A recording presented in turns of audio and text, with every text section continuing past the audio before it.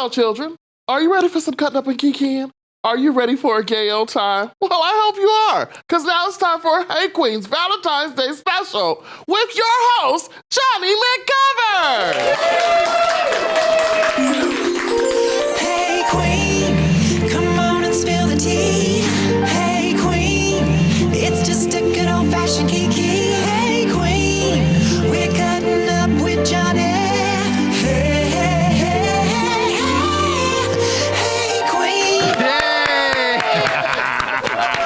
Hello, my candy-coated confections, and welcome to the very vampy Hey Qween Valentine's Day Special! With me, your host and Valentine, Mr. Jonny McGovern. Today's show has activated my sweet tooth, honey. We have a Southern Fried legendary all-star with us today. From RuPaul's Drag Race Season 8 and All-Stars 3, the sweetheart that won us all over, Louisiana's own Miss DeVayne is here! Yeah! But before she high kicks on out here, there's another sweet treat that you need to indulge in. She's the ooey gooey caramel center in the truffle of my life. And I have a Valentine just for her. This chocolate is dark. It's comforting and kicking. Sorry it ain't your favorite fried chicken. It's Miss Lady Red Couture. Oh, hello, sweetie. Hello, sweetie. Hey, Qween. Look at you. Look at you. Oh, I cannot compare to you. You're wearing a heart as a hat. Well, you are matching the set. What can I say? And you abstained from matching the set. I know, right? I pull back. You're like a more realistic heart, a big purple heart, like in Temple of Doom, that comes out. No! Still squirting blood. See, you're too graphic. You need something like this, something nice. Look at you. Very affectionate. Is that just your Valentine's Day symbol? Yes. To just show love. Love with a twist. Oh, because you can squeeze that heart with a chain. It's a heart with a chain on it. Well, happy Valentine's Day, sweetie. Valentine's Day. We have a very special Valentine here today. I know. I'm so excited. Oh, my goodness. So excited. Yes, Miss DeVayne is in the house today. Yeah! And we will be back to give her love right after this very gay break. See you in a minute.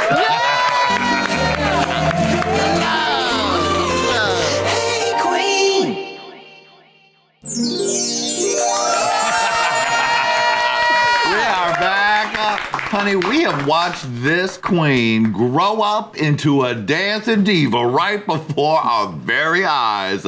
She's gorgeous, she's stunning, and she can dance her ass off. It's the one and only DeVayne! Yeah! Wow! Hey, Qween. Hey, Qween. Honey, you are giving me Valentine's magic right there. Valentine's Day massacre on the girls, baby. Yes. Lady Red, take a look. Okay, over there. Over here yonder. Okay. Just all the hair, all the jewelry, it's all happening. Yeah. You are looking stunning. How are you doing, Qween? I'm doing good. You know what? I'm doing good. It could always be worse. You have been on nonstop tour, especially right around here in Southern California. Right. Your schedule is like every night a gig. Right. I'm packed to capacity, baby. Now, how does your body hold up with all that hardcore dancing that you have to do every night? It's trying its best. All I can do is just keep going and drink me a little Red Bull or something and push on. This has been a crazy couple of years for you. It has. You went from being just somebody who did drag sometimes to fully being in the Thunderdome. Right. How has that changed? How have you managed to handle that emotionally and in your schedule and with your friends and family? Right. It's been up. There's been ups and there's been downs. Like you said, I was just doing this for fun. Yeah. Every Saturday just to make a little buck. You know what I mean? Just a little $100 to pay that electric bill. Yeah. And now it's become my life. It's hard.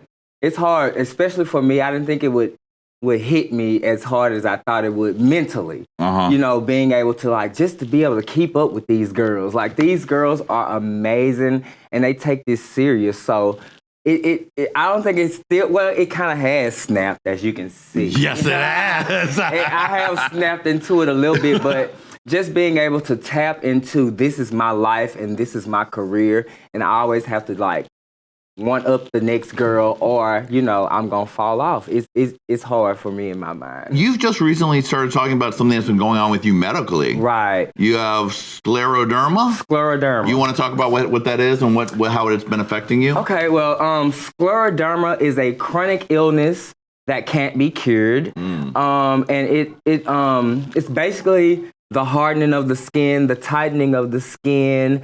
And like it also affects like your internal organs, like your liver, your lungs, your heart. And it's basically like thick scar tissue.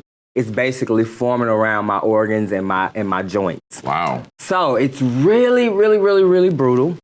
And like, I mean, it's just like, I don't know.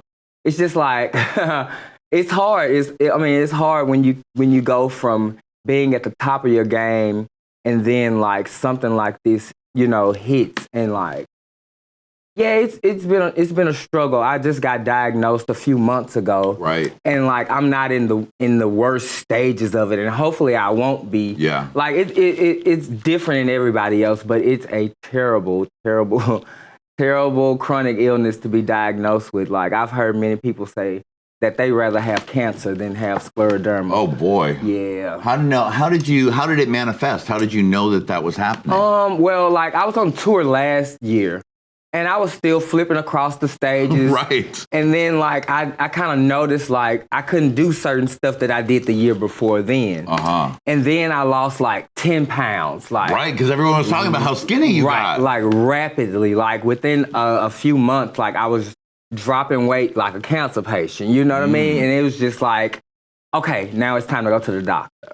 You know what I mean? And I was afraid to go to the doctor because we all know that when, you know, somebody like us go to the doctor, we automatically think the worst. But my mom was like, Xavier, you getting skinny. Like, you need to go check it out and see what's going on.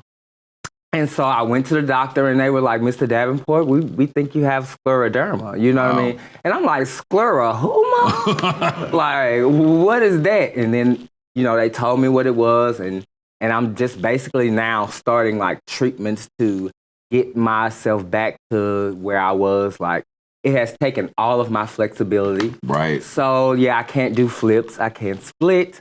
I can't do anything without like going to rehab and getting all of this, you know, back to how it should be. Now that has got to be scary for you because that's one of the things people love about you so much. Right. It actually, it's a blessing and a curse to me because it's forcing me to think of new ways to entertain people. Besides being that, you know, the girl that's just going to come out and flip and dance. Like it's forcing me to like basically change up my drag and to, you know, become more of a look queen. Yes. Oh, I think we love her looks, don't we? And we know that you can lip sync your ass off, sweetie. Right. Well, I want you to know everybody here, and we got so many fans who were just wanting to know how you were and sending you lots of love. So you got a lot of support, and we all love you. Thank you. Yeah. Wait a second. You know what that sound means? What? It's time for a Valentine for Chi-Chi. Whoa, wait a minute. Look at this. We have Mr. Randy Boo. Hi, cutie. Oh, look, he has a message and he wants me to read it for you. A seed needs some water before a flower can bloom. Let's go way back to before the workroom. Thank you, Randy. Very nice. Randy. Ooh, Randy. Oh, yes. Randy is there for your enjoyment, sweetie.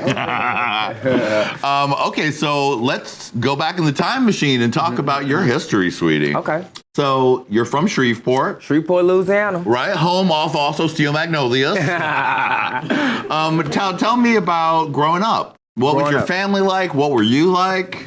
Growing up, I had a wonderful childhood. Like, we always had cable. And but I grew up in the hood. A single mother, working 2 jobs. We were latchkey kids. You know what I mean? But I had a wonderful childhood growing up. There's like really nothing I can really complain about with my, with my growing up. Graduated high school, went to college, 2 semesters, and was like, no, this ain't for me, baby. Now, were you a dancing diva as a kid? Were you always putting on shows? Were you doing things like that? Yeah, I've always been naturally flexible and stuff like that. Like growing up, my uncle used to make us do talent shows. Oh, really? Yeah, we used to do talent shows in the living room, singing and dancing. But I didn't start taking like dance class until the age of 22 years old. Oh, wow. So I started late in the game with the dance lessons and stuff like that. Now, you said in the past that it was, even though you said you didn't have a tough childhood, that growing up in the South was difficult. Right. Not just because you were black, but because you were gay as well. That those 2 things can be trying at the same time. Right. What did you feel like you had to do to get over that? Was it a feeling where you felt like you had to find self-love, or what was that like? Well, it was mainly because I was afraid. I was afraid of what people were going to think, what my mom would think. Like back in the day, we feared our mom like no other. We feared our mom worse than we feared God. Right. You know what I mean? So like I found out like that I was gay like maybe in the 9th or going to high school. That's when I started, realizing, hey, wait a minute. Wait a minute. They doing them jumping jacks over there in gym, and I'm looking at, Right. So, but it was just, I stayed in the closet all the way until the age of 19. And just, growing up, I just wanted to be like the boys. I wanted to be a thug. I wanted to be a blood so bad. You did. I just, wanted to do the things that I saw the other people around me doing, like being in gangs and doing all that. But my mama didn't play that, so no. Yeah, she wasn't having it. She wasn't having it. She was not having it. But once I got out of high school, it was a wrap. I was like, oh, baby, I'm grown. Right. I'm going to do what I want to do. So I came out of the closet and I started dancing in little underground dance group, the Buckers. The Buckers? Yeah, you know what a Bucker is? Yeah. Start you want to tell our audience what bucking is so they don't know? Well, bucking is, just a group of gay guys that gets in a group and we do, kind of like college, you know how the dancers in a college group does? Yeah, something like a step team? Yeah, they're like a step team, something like that, yeah. So when you're bucking... Yeah, you're bucking. It is like it sounds. Right, you're bucking. Lady Red, were you bucking ever? Bucking? That's a bucking for you. Now, the part about wanting to be a blood, like how close did you get to that? I mean, you've said in the past that you carried a gun at one point. Right. Like they live right around the corner from me, like a group of them. Yeah. And I just wanted to hang out with them all the time. So, but like I said, my mama wasn't playing that. You be in this house before these lights come on and all that. And with the whole thing with the gun, my cousin had a gun. Okay. And they had it in a house. It was kind of like an abandoned, nobody was living in the house. And I just took it upon myself to, go through stuff, and I found a gun, and I carried it around for a while until my daddy found out that I had it, and then I got the hide beat off my ass. Right. You said maybe I'll put the gun down. Right. I got the hide beat off my ass, and then it was over with for the guns. I guess your parents did what they had to do. My mom was constant, she was very consistent with the beatings. So, she tell me, earlier that day, Zevin, I'm gonna whoop your ass. And 10 o'clock that night, you think she forgot, you just hear the belts rattling. Cling, cling, cling, cling, cling, cling. She's like, I'm tired, but I still remember, I got to whoop your ass tonight. Yeah, she did not play. Now, when you were bucking at the clubs, was it your brother that saw you there and then told your mom what was up? No, okay. Actually, this is how my mom found out that I was going to gay parties and stuff like that. I went to a gay party one night, and back then we used to have house parties, like there was only one club in Shreveport, but if you weren't old enough, you couldn't get in. So we used to have house parties, and I went to a house party in the country. And little did I know, the party was thrown by my actual family. Like these are like some distant cousins on down the line. So I was at the party, and like I guess one of my family members, you recognized me, and it was like this Albertine boy. You know what I mean? And like the next day, I got off work. I was working at McDonald's. I got off work, and it was just like quiet in the car, and I knew something was up. And my mom was like, Xavier, I heard you was at a gay party last night. So you call yourself being gay? And I just over there like, if that's what you want to call it. I turned into John Coffey from the Green Mile. If that's what you wants to call it. I was so scared, but like that's how I came out. And like she just gave me this long speech about how she loves me, and you know, she accepts me for who I am, and like there's no way she can have gay friends and not accept her own son being gay. To protect myself and just, you know, go out and enjoy life. And she just basically, you know, have been my biggest support ever since then. That's beautiful. Yep. That's the kind of love that you need. Right, that all the parents should give that. That's like a Valentine to your mother. Hearing that kind of support is pretty amazing. Right. Hey Queens, thanks for watching. For part 2 of this interview, click here. For more Hey Qween fabulousness, click here. And of course, don't forget to subscribe.